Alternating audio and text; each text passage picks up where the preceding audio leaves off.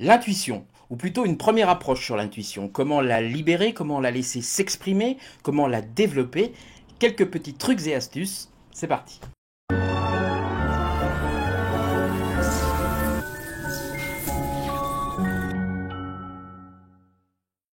Bonjour à toutes, bonjour à tous. Bienvenue sur la chaîne Alain Telly, le mat au soleil. J'espère que vous allez bien et que vous êtes en forme. Alors aujourd'hui, je viens vous parler de l'intuition. L'intuition, c'est quelque chose de mystérieux, c'est quelque chose qu'on a du mal à appréhender comme ça, l'intuition. Certains vont chercher leur intuition dans les hautes sphères, c'est-à-dire vont communiquer avec des personnes décédées, avec des anges, avec des guides. Certains vont plutôt la chercher dans leur corps, dans la terre, dans le tellurique. Euh, c'est quelque chose qui finalement donne les mêmes résultats.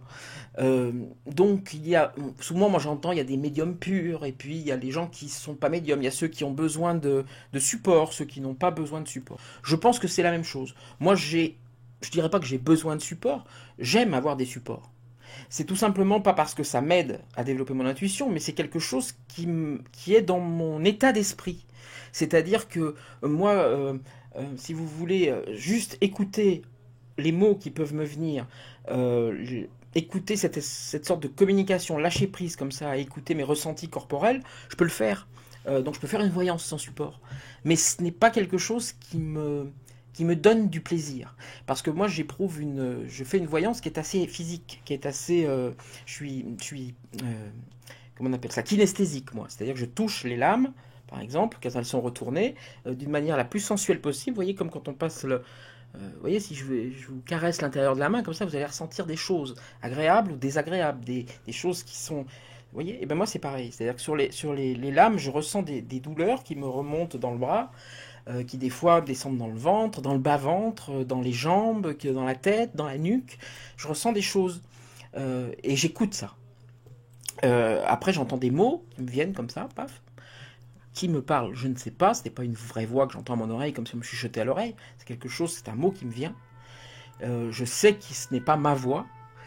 Euh, et voilà, et c'est de ça dont je me sers moi. Donc je me sers de quelque chose d'assez tellurique moi. J'ai pas l'impression de communiquer avec les hautes sphères ou avec des personnes décédées ou avec.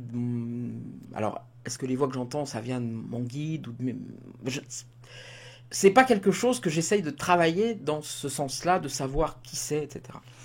J'ai déjà cherché à rencontrer mon guide que j'ai cru apercevoir dans plusieurs hypnoses, mais déjà c'est particulier à voir, et en plus, est-ce que c'est important? Nous sommes là sur cette terre pour vivre nos émotions, pour vivre notre corps terrestre, et il sera bien assez tôt pour moi de rencontrer euh, les défunts et les personnes disparues et les entités euh, spirituelles qui peuplent l'au-delà. Donc voilà, moi je prends le, le ressenti, au bout de la chaîne, si vous voulez. C'est le ressenti, moi, qui me fait faire mes voyances. Je vais toucher des lames, avant de les retourner, je sais que celle-ci, elle va tout dire, elle va dire la vérité, elle va être très forte. Je sais que celle-là, je la sens, je sens qu'il faut la prendre, mais c'est un détail. Je sens que celle-là, elle va me faire plaisir. Je sens que celle-là, elle va me faire mal. Ça va être dur à expliquer. Donc voilà, c'est une question de transcription de son intuition. Alors peut-être que vous vous dites, moi j'entends des choses, mais j'arrive pas à les canaliser. Pour canaliser son intuition, il faut faire des exercices tout simplement. C'est-à-dire que vous pouvez prendre, par exemple, vous demandez à un ami de vous mettre une photo, il découpe une photo dans un magazine, je le fais avec ma mère, on découpe une photo, et on obtient des résultats de dingue. Vous dites à un pote de découper une photo dans un magazine, vous le mettez dans une enveloppe, vous posez l'enveloppe ou vous la retournez, et puis la personne met sa main dessus, si elle est kinesthésique comme ça, ou la regarde l'enveloppe, si c'est vrai, ça passe par autre chose, essaie d'entendre, de ressentir des couleurs. Enfin, chacun a sa forme d'intuition. Ça, il faut la connaître. Moi, j'ai compris très jeune que ça passait par le bout de mes doigts, euh, par des odeurs aussi que je peux ressentir des fois. Mais c'est quelque chose qui est assez, voilà, tellurique, moi. C'est et, euh, et puis vous essayez de dessiner pour essayer de vous rapprocher le plus possible de ce qui est censé être dans l'enveloppe. Si c'est des bulles de savon et que vous ne dessinez que des traits verticaux qui piquent, posez-vous la question pourquoi j'ai eu envie de percer ces bulles de savon. Mais si vous arrivez à créer des circonvolutions qui ressemblent vraiment à des bulles de savon, vous vous approchez de l'intuition qui dit une certaine vérité. Donc l'intuition est toujours à calculer comme ça. C'est-à-dire qu'il ne faut pas faire de la science avec l'ésotérisme. L'ésotérisme n'est pas de la science. L'astrologie, pour moi, c'est pas de la science. La voyance, c'est pas de la science. N'étudiez pas les tarots comme quelque chose de scientifique, comme la Kabbale avec des chiffres, etc. Et pour mon sens, il ne faut pas partir dans cette voie-là. Il faut lâcher prise et exprimer ce qu'on ressent au moment où on le ressent. Même si ça paraît dingue, même si ça n'a rien à voir avec la choucroute, essayez de le dire. Si vous tirez les tarots, quelque part vous avez appris la signification des lames, vous avez appris la signification des couleurs des lames, vous avez appris la signification des regards, vous avez appris plein de choses, la numérologie, tout ça.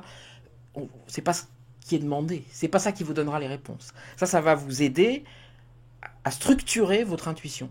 Mais votre intuition, ça restera votre intuition. C'est-à-dire que des fois, vous vous dites, ça n'a rien à voir avec la choucroute, ce qui me vient. Je tire pourtant le pendu, et je vois une énergie dingue qui avance à 1000 à l'heure.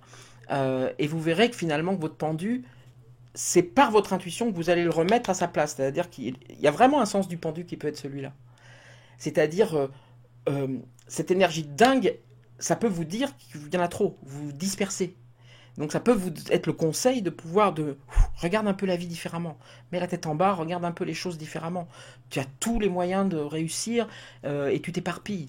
Donc le fait de ressentir une énergie de dingue en regardant la lame du pendu peut tout à fait être logique. Mais par contre, il ne faut pas oublier qu'on vous a parlé énergie de dingue. Parce que c'est là que vous aurez la solution de votre lame.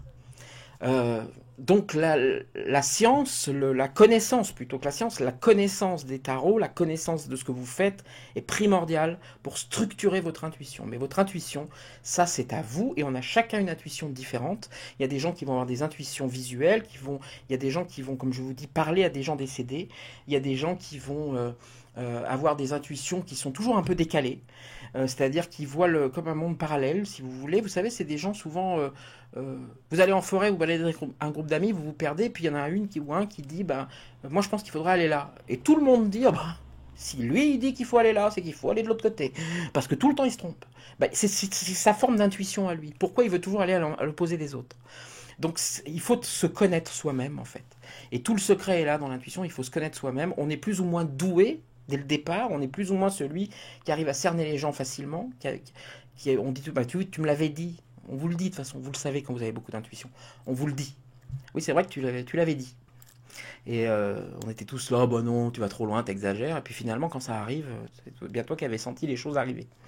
Et ça, c'est quelque chose qui se travaille, mais en même temps, on en a plus ou moins au départ. Mais c'est pas parce que vous n'êtes pas Michel-Ange dans votre berceau que vous ne saurez pas dessiner très bien plus tard. Voilà.